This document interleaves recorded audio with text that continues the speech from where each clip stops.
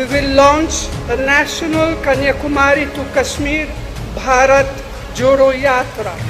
नमस्कार, बोल खिलाफ आजाद है तेरे, मैं अभिसार शर्मा। एक ऐसे दौर में जब देश के प्रधानमंत्री नरेंद्र मोदी एक चुनावी मंच पर खड़े होकर शमशान और कब्रिस्तान की बात करें, एक ऐसे दौर में जब उत्तर प्रदेश के मुख्यमंत्री आदित्यनाथ ये कहें कि ये चुनाव 80% बनाम 20% यानी हिंदू वर्सेस मुस्लिम है, एक ऐसे दौर में जब देश के गृह मंत्री अमित शाह, जब वो अध्यक्ष हुआ करते थे बीजेपी के, वो विपक्ष को एक आतंकवादी बता दें, यानी कसाब, अजमल आमिर कसाब बता दें, क्या ऐसे दौर में राहुल गांधी के भारत जोड़ो आंदोलन की या भारत जोड़ो यात्रा की कोई मायने है? राहुल गांधी अपने स्वर्गीय शहीद पिता पूर्व प्रधानमंत्री राजीव गांधी को श्रद्धा सुमन अर्पित कर रहे हैं। वो देश को बतला रहे हैं कि इसी नफरत, इसी आतंक, इसी दोहराव के चलते मैंने अपने पिता को गवा दिया था और इसी नफरत और इसी आतंक और इसी दोहराव के लिए मैं अपने देश को नहीं गवा सकता। जो ऊंची ऊंची बातें यहां पर राहुल गांधी कर रहे हैं, क्या इसके कोई मायने हैं? मैं आपको बतलाना चाहूंगा दोस्तों, राहुल गांधी ने कहा क्या और फिर मैं उसकी आगे चर्चा करूंगा। अगर मैं इसका हिंदी में अनुवाद करूं तो इसका हिंदी में अनुवाद यह है कि मैंने अपने पिता को नफरत की राजनीति और विभाजन के चलते गंवा दिया था। मैं अपने देश को भी इसके चलते गंवा नहीं सकता हूं। वो आगे ये कहते हैं कि नफरत पर मोहब्बत जीत हासिल करेगी। वो ये भी कहते हैं कि डर के ऊपर उम्मीद जो है वो ताकतवर साबित होगी और वो उम्मीद जतला रहे हैं। और जैसे कि मैंने आपको बतलाया, 3,500 किलोमीटर की यात्रा, और उनकी ये यात्रा 30 जनवरी को खत्म होने वाली है। यह यात्रा कन्याकुमारी से शुरू होकर कश्मीर तक चलेगी। और जिस वक्त राहुल गांधी ये यात्रा कर रहे हैं, 2 खबरें आ रही हैं। इनकम टैक्स अहमदाबाद और कई स्थानों पर जोरदार रेड मार रही है। उस रेड का मकसद यह है कि कांग्रेस को जितनी पॉलिटिकल फंडिंग मिलती है उस पर काबू पाया जाए, यानी कि गुजरात चुनावों से पहले कांग्रेस के हाथ पांव काट दिए जाएं, उन्हें किसी तरह की जो पॉलिटिकल फंडिंग मिलती है उस पर काबू पाया जाए। राहुल गांधी अपनी भारत जोड़ो आंदोलन ऐसे दौर में शुरू कर रहे हैं। राहुल गांधी भारत जोड़ो आंदोलन ऐसे दौर में शुरू कर रहे हैं जब भारतीय जनता पार्टी को सीक्रेट इलेक्टोरल बॉन्ड्स के जरिए, गुप्त चुनावी चंदे के जरिए करोड़ों करोड़ मिलते हैं और उसकी कोई जवाबदेही नहीं है, मगर विपक्ष पर निशाना साधा जाता है। आज ही सीबीआई ने भी रेड मारी, कांग्रेस पर नहीं, ममता बनर्जी के खासम खास पर, मलॉय पर जो रेड मारी गई वो आसनसोल में मारी गई। और ये रेड सीबीआई मार रही है, 1 नहीं 2 नहीं, आधा दर्जन से ज्यादा ठिकानों पर। इन शहरों पर गौर कीजिएगा, अनिल देशमुख, नवाब मलिक, संजय राउत, सत्येंद्र जैन, ये तमाम चेहरे इस वक्त जेल में हैं। खुद सोनिया गांधी और राहुल गांधी पर दबिश डाली थी प्रवर्तन निदेशालय, यानी कि सरकार की जांच एजेंसी ने।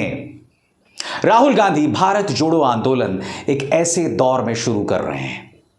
आज मेरा सवाल राहुल गांधी से है, राहुल गांधी, हम उस दौर में हैं जहां राजनीतिक दलों को फायदा इस बात का मिलता है जब वो लोगों को बांट देते हैं, यानी कि भारतीय जनता पार्टी हर बार चुनावों से पहले हिंदू मुस्लिम का राग अलापती है और उनकी मदद मीडिया करती है।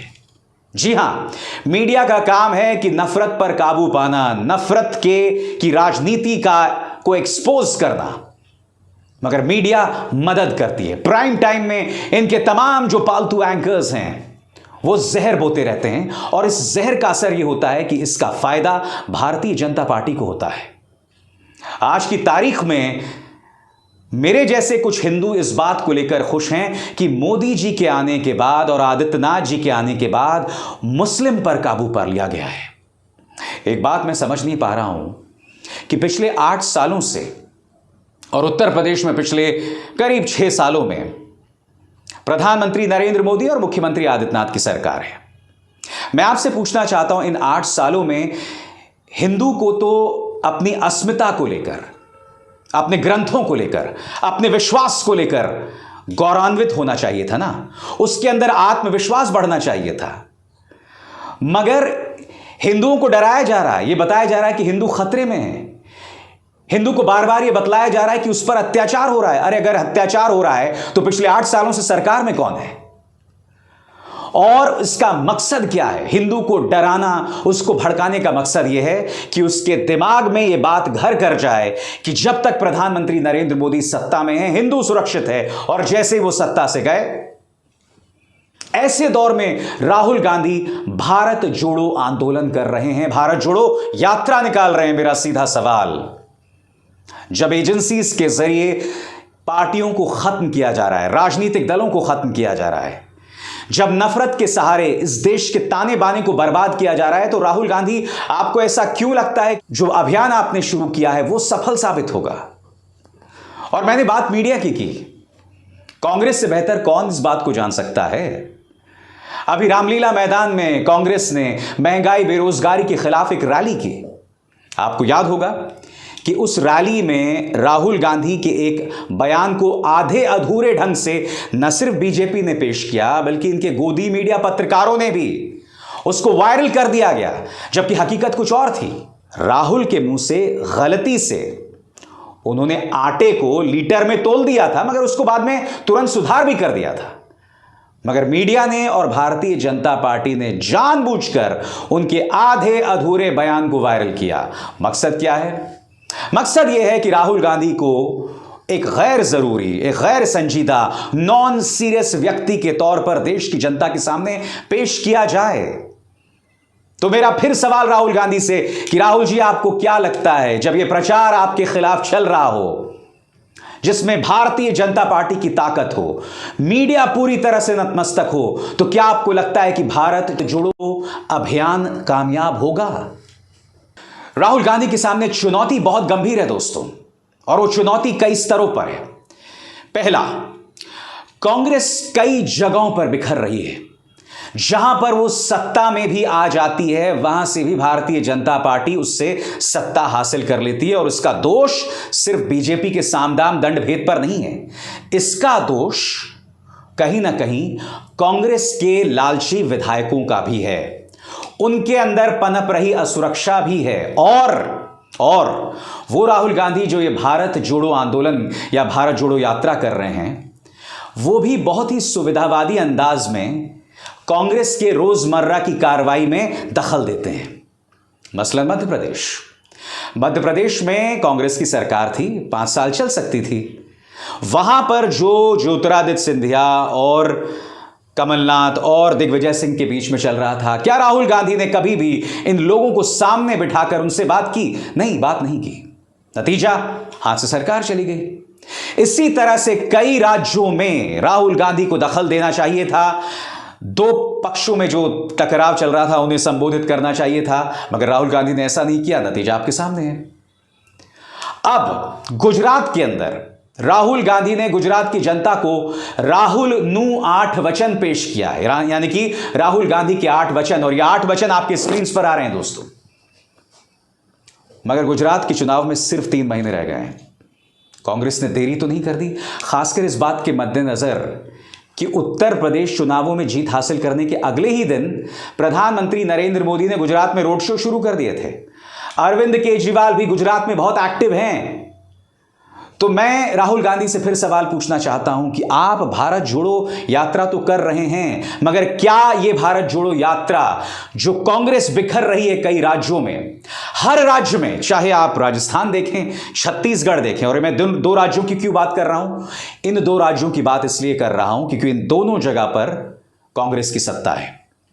राजस्थान के अंदर गहलोत बनाम सचिन पायलट चल रहा है। उसी तरह से छत्तीसगढ़ के अंदर भूपेश बघेल वर्सेस उनके जो स्वास्थ्य मंत्री हैं टीएस सिंहदेव, उनके बीच में जंग चल रही है। हर जगह पर यही। पंजाब में जब उनकी सत्ता थी तो नवजोत सिंह सिद्धू जो हैं मुख्यमंत्री के लिए मुश्किल पैदा किए हुए थे। तो कहने का अर्थ यह है कि लगभग हर राज्य में इसी तरह से कांग्रेस 2 फाड़ है। ऐसे में मैं सवाल पूछना चाहता हूं, क्या भारत जोड़ो आंदोलन कांग्रेस को भी जोड़ पाएगा? क्योंकि भारत जोड़ो आंदोलन का मकसद क्या है? यकीनन इसके जरिए राहुल गांधी चाहेंगे कि सत्ता के करीब कांग्रेस पहुंचे।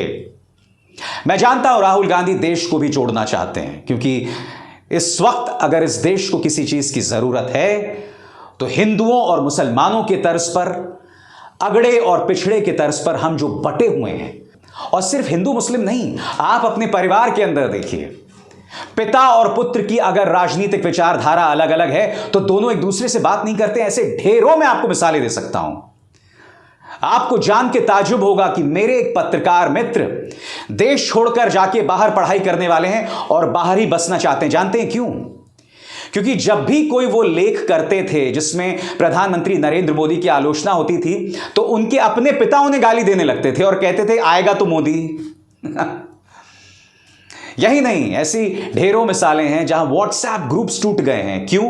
क्योंकि एक ही परिवार के अंदर कुछ ऐसे लोग भी हो सकते हैं जो प्रधानमंत्री नरेंद्र मोदी की नीतियों के आलोचक हैं, मगर भक्तों को यह बात पसंद नहीं आती, और आपके सामने मिसाल है। तो राहुल गांधी अपनी भारत जोड़ो जो आंदोलन है इस दौर में कर रहे हैं। बड़ा प्रश्न ये कि क्या यह भारत जोड़ो आंदोलन कामयाब हो पाएगा? मैं कुछ और कहना चाहता हूं दोस्तों, हमें राहुल गांधी का इंतजार नहीं करना है। भारत जोड़ो आंदोलन या भारत जोड़ो यात्रा एक गैर राजनीतिक यात्रा होनी चाहिए। इसका राजनीति से कोई लेना देना नहीं होना चाहिए, और मुझे लगता है इस देश की जनता को अलग अलग जगहों से यह यात्रा अपने स्तर पर करनी चाहिए। वो यात्रा आपकी गली से आपके पड़ोसी की गली तक भी हो सकती है। जरूरी नहीं है कि आप कन्याकुमारी से कश्मीर तक यात्रा करें, नहीं, इस तरह की यात्राएं जो हैं आप कर सकते हैं ना। हम में से कई लोग स्वतंत्रता संग्राम के दौरान नहीं थे, अधिकतर लोग उस वक्त नहीं थे, मगर स्वतंत्रता संग्राम के दौरान प्रभात फेरियां निकाली जाती थी। वैष्णव जन तो तेने कहिए जे का जो नारा होता था, का जो भजन होता था, वो फिजाओं में गूंजता था। सांप्रदायिक सौहार्द की अपील की जाती थी। जब 1947 में देश आजादी का जश्न मना रहा था, तब उस जश्न में यह आदमी शरीक नहीं था, महात्मा गांधी। जानते हैं क्यों? क्योंकि एक तरफ देश को आजादी मिल रही थी और दूसरी तरफ देश बट भी रहा था भारत और पाकिस्तान के बीच, और कई जगहों पर सांप्रदायिक दंगे हो रहे थे। महात्मा गांधी इस जश्न से दूर देश को जोड़ने का प्रयास कर रहे थे, और उसके चलते उनकी खासी आलोचना भी हो रही थी। और 1948 में फिर एक नाथुराम गोडसे ने क्या किया हम सब जानते हैं। देश को एक करने की कीमत महात्मा गांधी ने चुकाई। आज बहुत जरूरी है कि उस इतिहास को देखते हुए हम अपने अंदर बंटवारे ना पैदा करें, क्योंकि देखिए, अगर देश के अंदर अराजकता बनी रहेगी, अगर देश के अंदर अशांति बनी रहेगी, तो एक सीधा सा सवाल है, आप और हम अपनी रोजी रोटी कैसे कमाएंगे? रोजमर्रा की जिंदगी सुचारू ढंग से कैसे चलेगी अगर देश के अंदर अराजक माहौल बना रहे? इसलिए हमें किसी राहुल गांधी की जरूरत नहीं है भारत जोड़ने के लिए। राहुल गांधी एक राजनीतिक यात्रा निकाल रहे हैं, अच्छी बात है, मगर भारत जोड़ने के जज्बे से आपको और हमको बतौर नागरिक जुड़ना होगा। और पिछले 3 साल से मैं जो न्यूज क्लिक पर आपके सामने शो कर रहा हूं, बार बार आपसे जो सांप्रदायिक अपील कर रहा हूं, मेरी यात्रा तो पिछले 3 सालों से चली आ रही है इस मंच पर, और मैं उम्मीद करता हूं कि आप में से कई लोग मेरी इस यात्रा में मेरे साथ होंगे। इसकी कीमत भी मैंने चुकाई है, इसकी कीमत भी न्यूज क्लिक ने चुकाई है, क्योंकि आप जानते हैं कि किस तरह से जांच एजेंसीज के जरिए हम पर दबाव बनाया गया, किस तरह से मुझे और मेरे परिवार को निशाने पर लिया गया, और मेरे जानकार इस बात को बखूबी जानते हैं। मगर मेरे जहन में 2 बातें थी। पहली बात, पत्रकारिता, सच्ची पत्रकारिता जिसमें सत्ता से सवाल किया जाता है, उसके प्रति मेरी जिम्मेदारी। और दूसरी बात, क्या मैं अपने बच्चों को ऐसा देश छोड़कर जाना चाहूंगा जहां हिंदू मुसलमान के नाम पर, दोस्त दोस्त के नाम पर एक दूसरे के साथ बैठने को तैयार नहीं है, चर्चा करने को तैयार नहीं है? 2014 से पहले भी आप और हम भाजपा और कांग्रेस समर्थक हुआ करते थे, मगर फिर भी दोस्त थे। आज अगर आप भाजपा के आलोचक हैं तो आपको देशद्रोही बता दिया जाता है। यह कैसी सियासत है? यह कैसी राजनीति है? इसलिए भारत जोड़ने की जिम्मेदारी सिर्फ एक राहुल गांधी की नहीं है, इसे जोड़ने की जिम्मेदारी हर नागरिक की है और हमें अपने स्तर पर, अपने मन पर भारत को जोड़ने की बात करनी होगी। अभिसार शर्मा को दीजिए इजाजत। नमस्कार।